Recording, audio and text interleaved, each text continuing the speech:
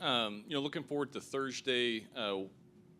What are there any changes you would like to see before you hit the road, or is kind of what you saw on Saturday, I guess good enough, other than the fact that the didn't find the back of the net? Well, we will be making a few just little adjustments in just in the way that we look at ourselves. When TU comes to town, it'll be a situation for them. They'll be, I think we know what to expect from the opponent, but for us, it'll be we're going to change just a couple things in. We like what some of our players have done that can make us a little bit more dangerous in attack. Like what Miley Hayes is doing in front of goal. So we want to try to get her a little bit closer to goal. And Micaiah McDonald has been just, unbelievable as far as creating opportunities. Same thing with Mia Pante as far as creating opportunities. So can we get some of our other players, closer to goal when those two are setting up so many chances across the face of goal? We want to finish off the chances that we're setting up with our crosses. We're getting end line. We're playing balls, and balls are screaming across the face of goal. We're just not finishing. We're not finishing those chances off. So we need to get some more of our players in front of the net to finish those things off. And then on the back line, I think Margot Matula is one of our freshmen, and she'll be on our radio show on Tuesday night. Margot has really been outstanding, and we want to try to get her, a little bit more stable into our lineup, and I think that she's earned that opportunity. So you'll see her probably a little bit more of a force in the starting lineup as well. And we'll stay in the back row there.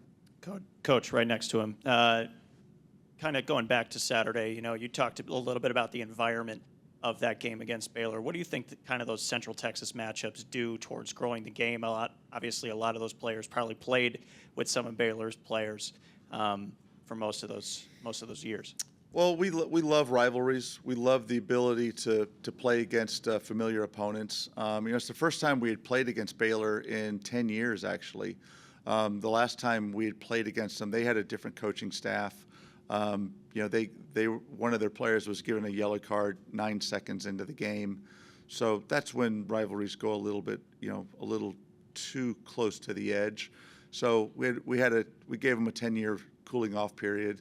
But we'll return the game now next year up to Waco.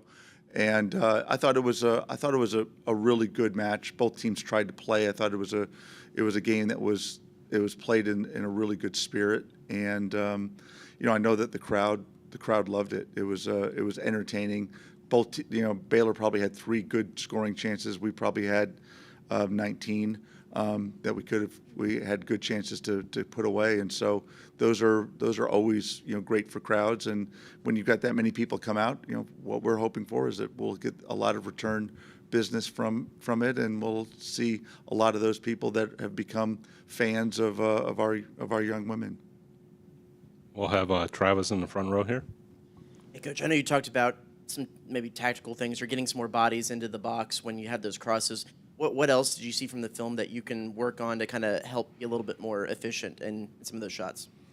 Well, I mean, a couple of the standards that we try to set is that we're going to be taking more of our chances from inside the 18-yard box.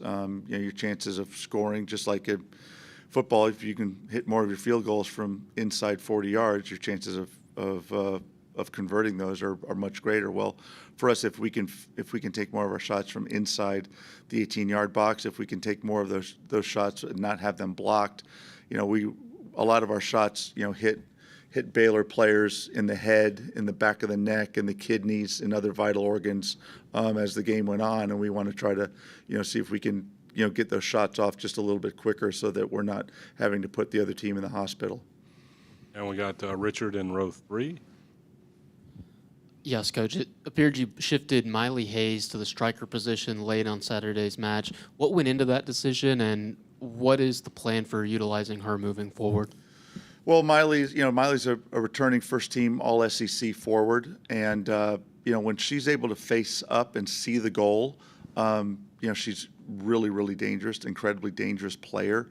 Part of our thinking of moving her back just a little bit was to put her in a position where she could receive the ball facing goal and not have to receive it with her back up against, big defenders.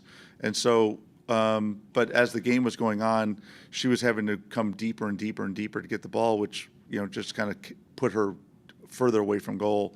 So, choice was I wanted to get her closer to goal, so we just said, okay, let's move her up to that actual striker position, and we'll bring in Sydney Becerra, who's a great playmaker, and that was the adjustment. And that's where Miley has played for us in the past. So we're like, okay, let's put her back up into her natural role, and there's a good chance that she'll be up there a lot more as the year goes on, and then being able to bring in Sammy Smith, who's also another good attacking player, trying to figure out that relationship and getting those two players as many reps as we can around each other is something that we're still trying to sort out. And then from offense to defense, with Carolyn Calzada playing more of a true center back position this year, what have you seen from her through her first 3 matches in that position? Well, she's number one. She's a warrior of a player. I mean, everyone knows, I think, her brother, Zach, and what Zach was able to do in playing through injury. Carolyn had her knee scoped in the off season, so she missed the entire spring just out of precaution. We wanted to make sure that she came back fully fit, and we took her out for about a 9-minute spell in the second half just because she needed a little bit extra wind because it was 106 degrees when the game kicked off on Saturday night. So the mileage that she put in the first half, and then to give her a little bit of extra to come back in the second half, I mean, she just, she's pretty amazing. She's got long legs that I think almost extend on command. She's almost like gadget legs sometimes, the way she can extend to win tackles. Got great pace, great heart, and just like her brother and her mother, she's tough as nails, and she can do a lot of things for us. So having her and Margot Matula and Quinn Cornog, that's 3 really, really tough young women in the back line. And we'll wrap it up with Ben in TV row. Coach, you mentioned with those first 3 games on the schedule, you hope to learn some stuff from those matchups. What are some of those things you feel like you learned specifically? Well, number one is that we're a terrific team in transition from going from when we win the ball to going forward. We've been able to break on people really quickly going forward with, especially when you look at what Mekhi McDonald and Mia Pante and then also with we'd mentioned Miley Hayes. Those 3 especially when they get on the run and on the gallop are breakneck pace and can really put the other team in danger in 2 snaps. And our midfield has done a great job from that transition defense from winning the ball to getting into an attack. We can go in about 80 yards really, really quickly. So that's something that we know that we're really good at. We've been very, very good in keeping possession of the ball and being able to move defenses. So analogy being, in basketball, sometimes you've got to move the ball to move a defense to create spaces. Well, basketball and soccer have a lot of similarities, just that our court is 22 times the size of a basketball court. So moving the ball means that we've got to move the ball quickly, and we've got to move a defense quickly. And so being able to move the ball from side to side to side to create a space that then we're going to try to penetrate is something that we actually do really, really well. And then finally, we're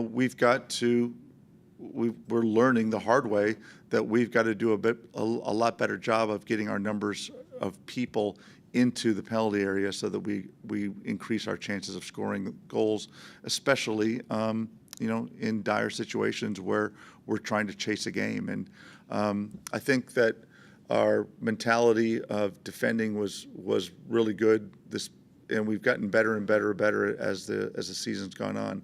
And again, playing tough teams is you learn lessons, and we've got a smart team that I think has learned some good lessons from this, and we're looking forward to Tulsa being here Thursday night, 7 o'clock.